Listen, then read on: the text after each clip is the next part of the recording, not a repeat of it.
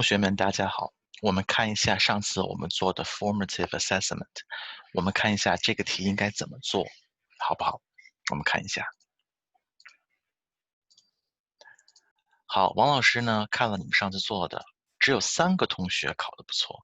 Only 3 people could I say did an excellent job。剩下的同学呢都有提升的空间。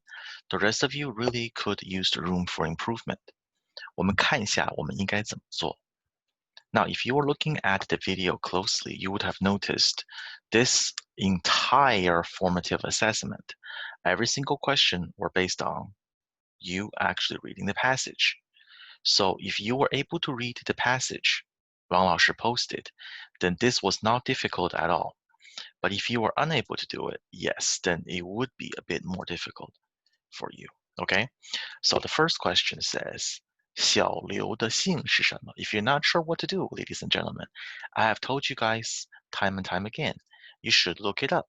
If you're not sure, go to this website, purpleculture.net. This one is the best one for Chinese I have ever used in my 14 years of teaching.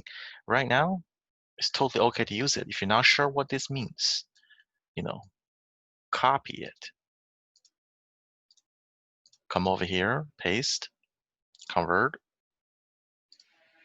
and then it will tell you exactly what it means. 小明的姓是什么? You can also hear it, read it out loud to you. This is a tool for you that you should be using right now all the time if you're not sure what you're doing. 好，小明的姓是什么? If you're not sure 姓 what that means, whenever you see this character 姓, this means last name. Okay, now in China, all our names are like this. We go last name, then first name. So Wang Laoshi's name is Wang Yipeng.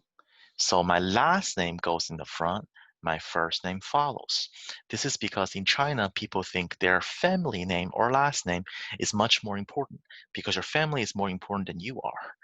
This is really, really true. Okay, the family unit in China is of paramount importance.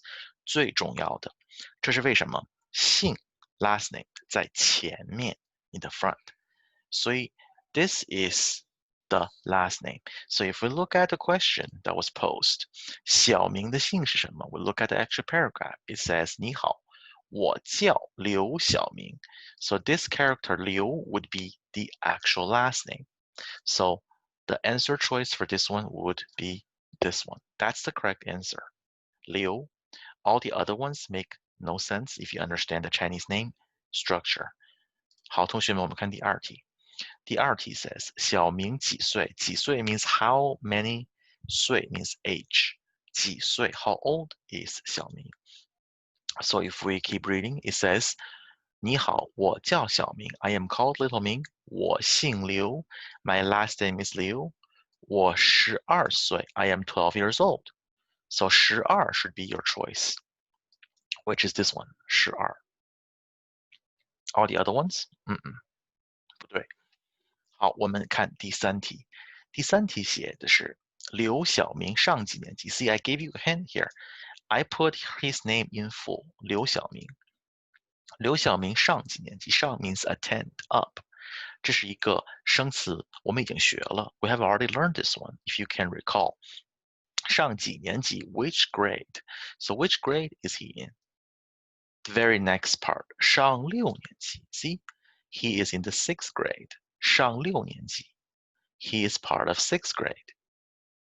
所以这道题的答案应该是6年级。小明上6年级。好，我们看下一题。刘小明是哪国人？ Whenever you hear this 哪国人 this means which nationality or country you're from. 我们看一下那个 paragraph. 我是英国人。英国人 This means I am English. I am from England.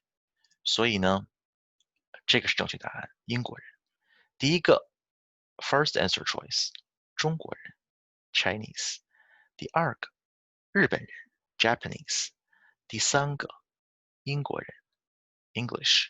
第四个法国人 French。所以这是为什么第三个答案是对的，三个答案是对的。好，下一题。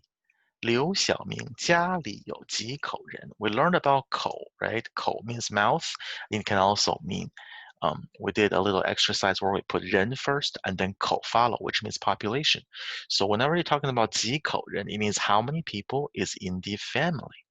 Now, if we look at the actual paragraph closely, see it says it here from the beginning of the second sentence.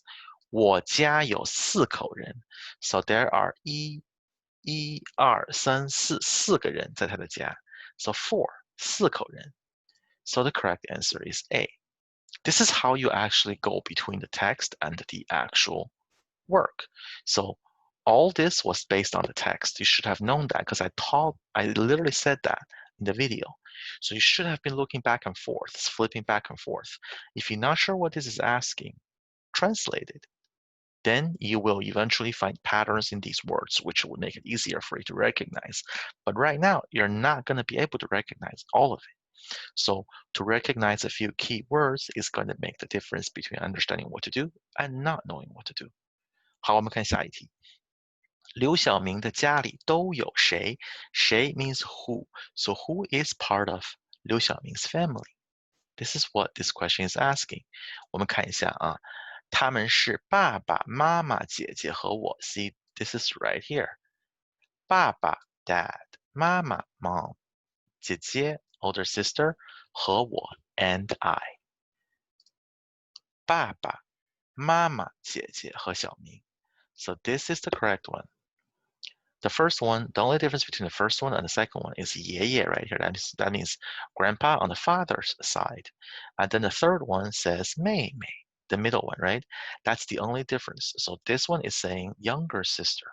The last one says 弟弟, which is younger brother.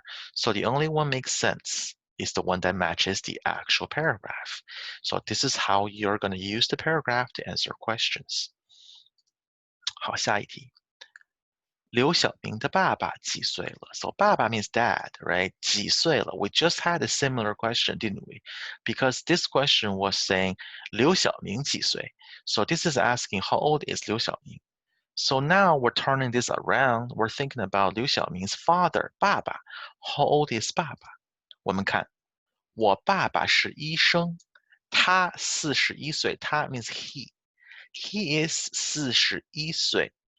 什么是41？一二三四四十一 41 41岁。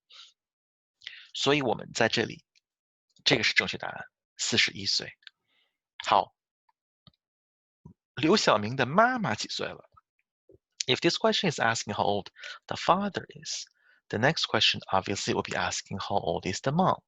我们看一下刘晓明的妈妈啊。So this whole thing is talking about that, right? Because it says 爸爸叫，我妈妈叫 something something. 她39岁，妈妈是老师。So this is one right here. It says she's 39 years old. 我妈妈叫 something something. 她39岁。所以39是正确答案。我们如果看到这里的话，妈妈38、37、36、39是正确答案，对不对？这是你怎么做？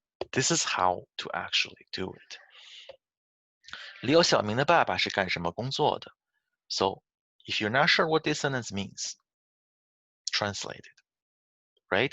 Whenever you don't know how to do something, your job is not to make a guess right away. In your mind, you should try to make the best guess possible, an educated guess. All right? This is why Wang Laoshi giving you like almost 20 minutes to do this. You have plenty of time. If you're not sure what to do, you can ask. Not a one, like I shouldn't say that. I shouldn't say not one person out of the 3 classes asked me if they could use Google Translate or other means because someone did. But if you're not sure what to do, why don't you ask? This is really, really important, right? If I ask you to do something, you can't do it, maybe you should speak up. Maybe you should say, 王老师, I'm not sure what to do, or I'm not sure what I'm doing. I don't really know what to do. It's okay to tell me you don't know. The whole point of you learning is so that you will come from a state of not knowing to a state of knowing. and there is a process involved. There's no way for this all to work if you don't or if you aren't willing to admit you're not sure what you're doing. It is okay for you not to know. That is the whole reason why you are learning another language. If you already know how to do this, why am I there? What is the purpose for the teacher? I am a tool for you to use. Therefore, if you're not sure what to do, ask. That's very important. If you didn't ask and you were just guessing blindly, then you should ask yourself, why did I do that? What's the point of me just guessing? There could be plenty of ways for you to have improved your chances of getting the answer right. If you did not use, the teacher as a means for, to an end for you, you missed an opportunity. This is something you must learn. Okay, how to be an excellent student. So, 刘晓明的爸爸是干什么工作的 This question is saying, what is 刘晓明 's father's occupation? 工作 occupation. So, 什么工作 What occupation?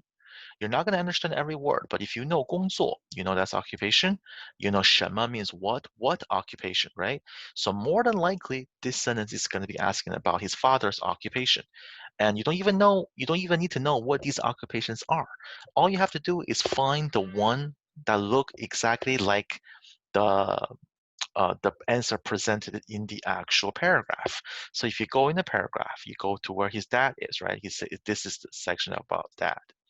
我爸爸是医生 right here.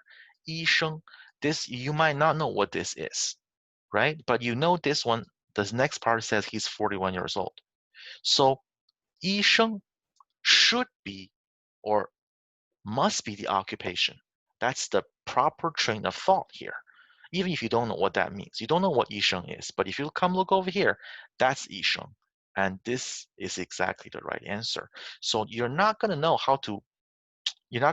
or understand every single specific part of everything I gave you. So how can you figure out the answer when you don't have all the pictures, right? That's the key here, is to use process of elimination and to think about these type of questions intelligently. All right? 医生。好，刘晓明的妈妈是干什么工作的 So if this question is asking about 爸爸, see, the next one is about 妈妈. So this is about mother's occupation. You come over here and you click on 妈妈。我妈妈，see，妈妈是老师。什么是老师不重要，not important right now. If you don't know, 没关系，it's okay. You just go to the actual quiz and figure out 老师 is present. See there? That's how you can make this easy for yourself. Now, if you did actually look it up, 老师 is teacher, me, like me, 王老师，对不对？老师。好，最后一道题，不是最后一道题，刘晓明的姐姐是上几年级的？So this one is about which grade level, 几年级 which how many grade level, 年级 is grade level. So 刘晓明's older sister. 我们再看一下作文。我有一个姐姐，I have an older sister，她上8年级，She is in the 8th grade，8年级。所以你看这道题答案是8年级。最后一道题，刘晓明的姐姐喜欢吃什么东西？What type of things does she like to eat？吃东西 means things，什么 what？我们再看一下，我姐姐喜欢吃沙拉，对不对？沙拉 right here。沙拉是 salad, but it's also right here. So this is how you actually could answer all the questions correctly. 同学们, you will be getting these type of works in the future. Next time, don't be afraid to step out of your comfort zone and to use whatever means that I didn't say you couldn't use to try to figure things out. 加油, I know you guys will do better next time. 谢谢，大家加油，加油，努力。